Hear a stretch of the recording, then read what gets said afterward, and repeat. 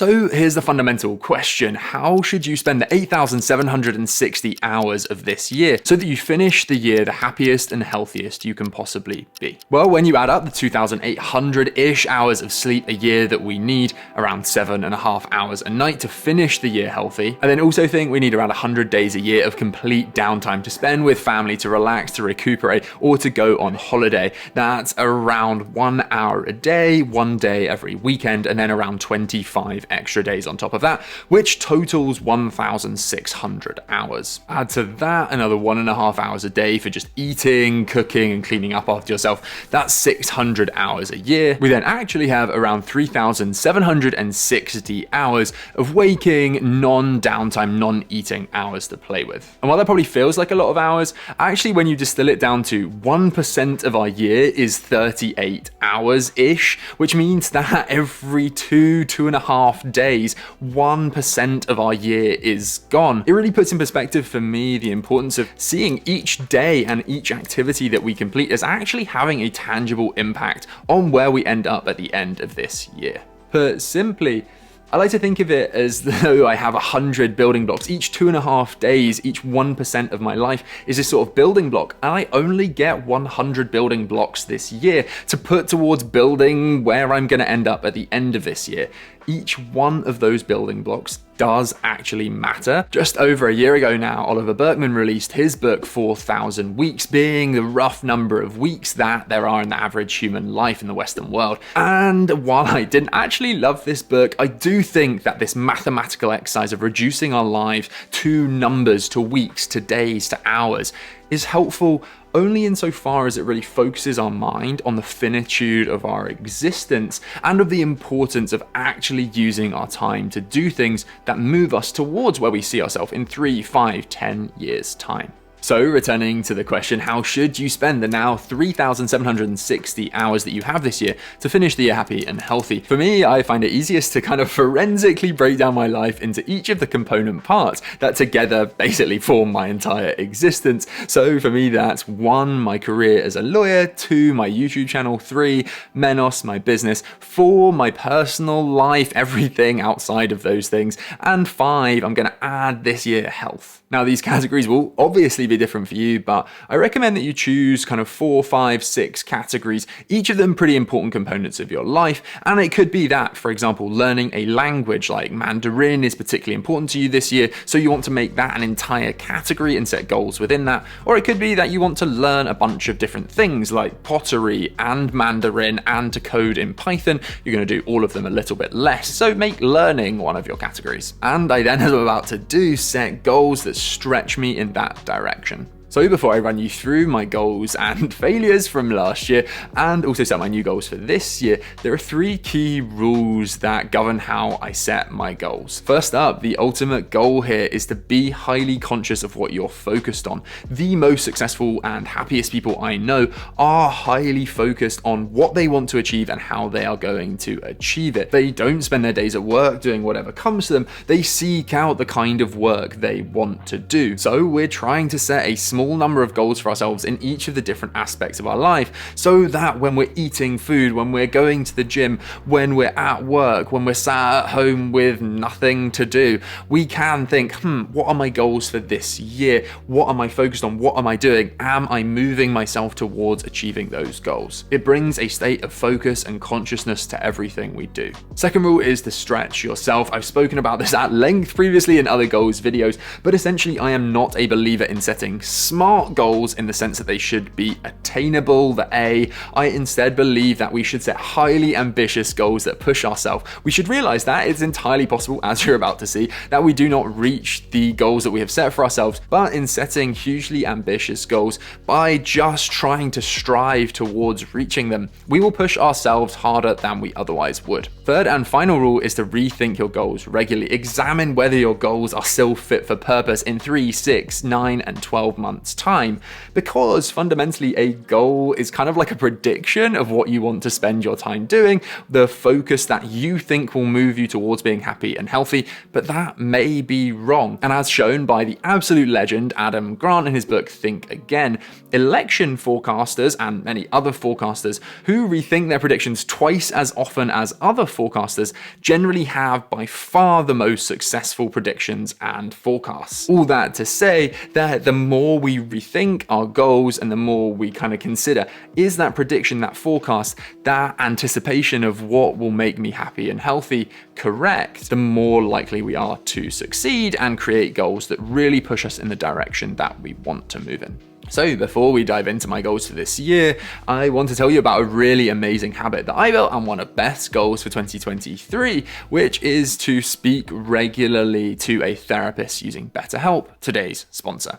I've spoken in the past pretty openly about how I really struggled in my second year of university, putting tons of pressure on myself to study all the time, comparing myself to others, and making myself so anxious that I developed IBS. At that time, speaking to a therapist massively helped me, and now I've begun regular therapy using BetterHelp as a preventative tool to look after my mental health. Talking to a therapist when I feel like I want to about any anxieties I have or ways that I can reduce stress. BetterHelp's onboarding assesses your needs and matches you with your own licensed professional therapist. They have a very broad range of expertise within their therapist network, with over 20,000 therapists currently on the platform. You can use the time with your therapist as suits you, scheduling weekly, bi-weekly, or monthly sessions as you want, and you can message your therapist at any time. It's more affordable than traditional offline therapy and so much more convenient. So yeah, you can visit betterhelp.com/Liam Porritt. That's better, HELP/Liam Porritt, through the link at the top of the description to join over 2 million people taking charge of their mental health with the help of an experienced professional. Plus, you'll get 10% off your first month.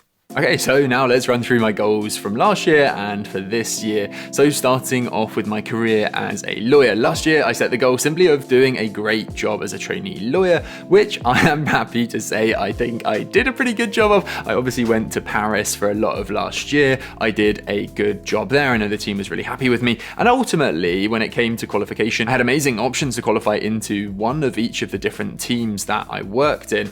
And I ended up qualifying into corporate M&A, which was my first choice. But for this year, I feel like it's really important that I set concrete, specific goals, because I think otherwise it's so easy to kind of drift through your career, particularly now I have no clear next step in my career. I really want to kind of focus on, okay, what do I actually want to achieve at work? How do I avoid just drifting through and turning up at the end of this year like, what did I actually accomplish this year? Now, these are quite specific to my career, but you'll see just how specific they are. And I really think that is the best approach for career-focused goals. So goal number one for me is to work on a public takeover transaction. This is a type of work that I've not previously done. I've only ever done private M&A, so I'm very keen to get some public experience. My second goal is then to work with at least 3 partners and teams of senior associates and associates with whom I haven't previously worked. Really just to expand my network within my own team and get to know the entire team and really build up hopefully a reputation as being a really strong lawyer with a bunch of people across my team. Third, I want to then join a client team, so really working specifically with one individual client, doing business development with them,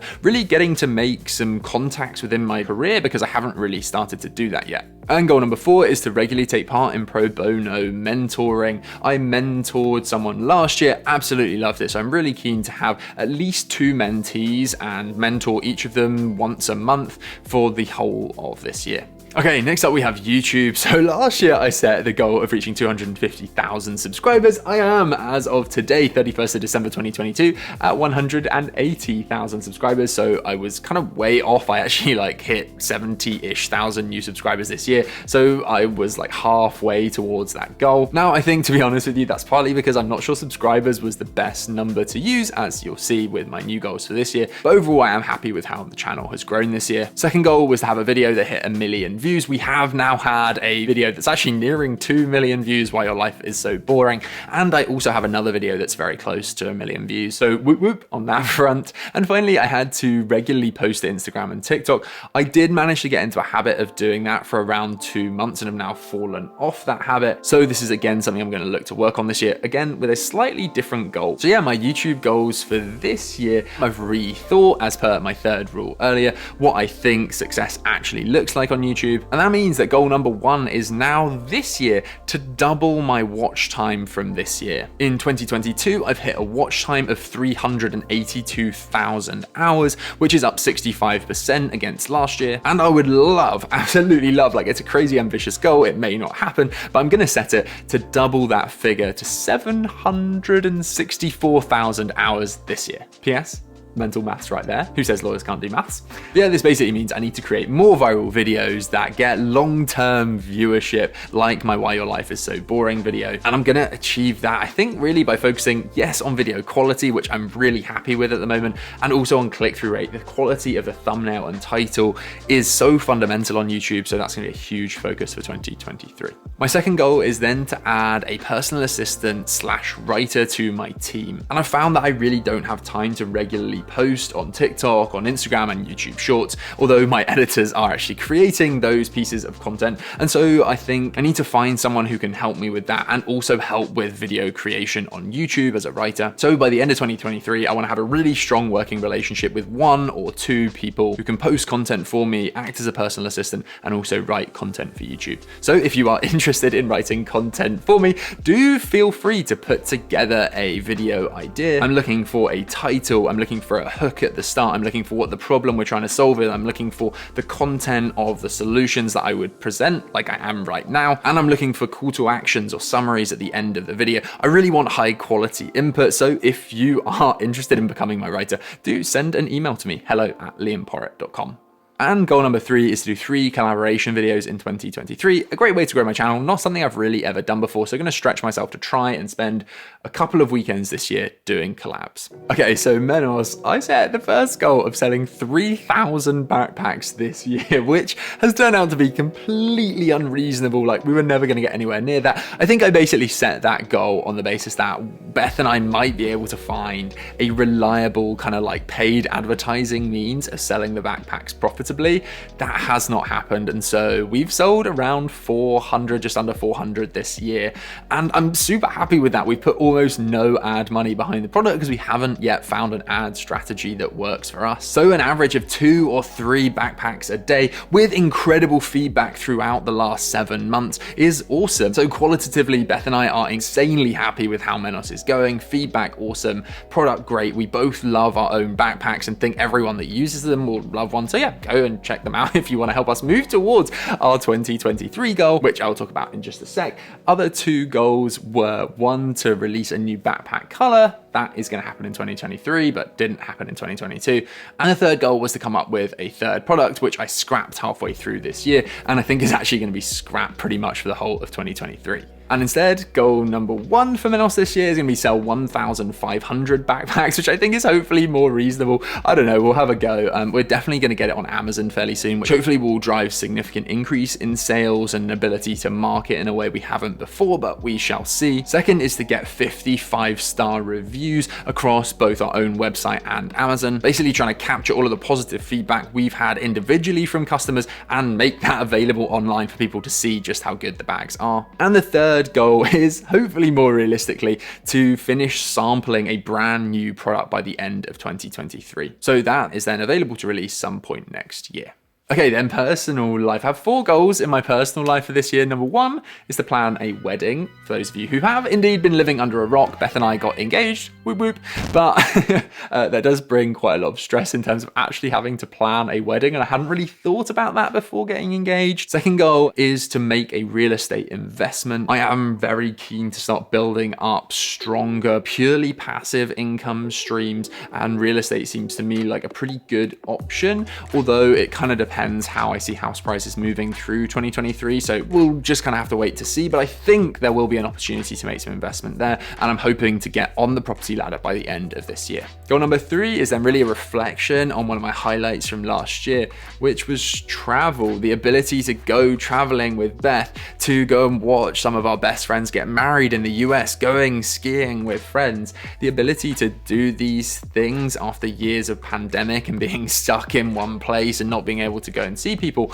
means that one of my goals for this year is to go on 4 trips in the UK or abroad with friends or with Beth to really make sure that I'm stretching myself to continue to have those real highlights, those real amazing moments that have made the last year so special. And finally, my 4th goal is to just continue making quality time for friends and family, which was my main personal goal last year, and I think I did a really good job of, so I really want to keep that up.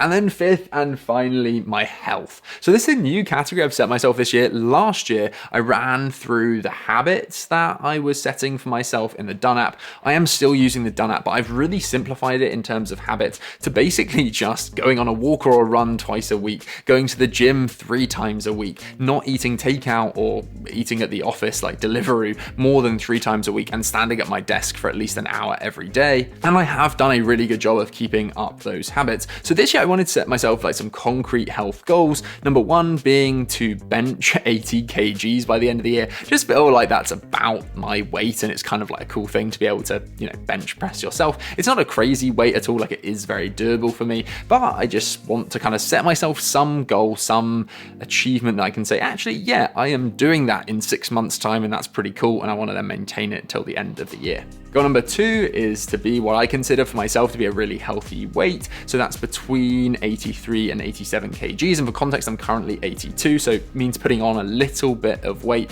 but only a touch more. I think I'm about the right weight for me now. And 3rd and finally is to add 3 to 5 new meals to my repertoire.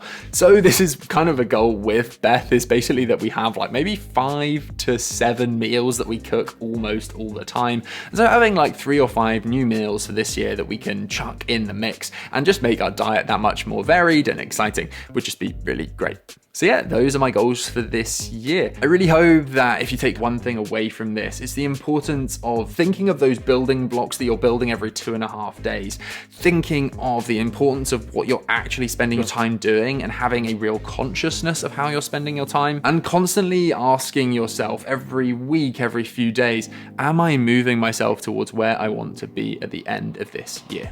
I really look forward to speaking again soon. I hope you have an awesome rest of the year.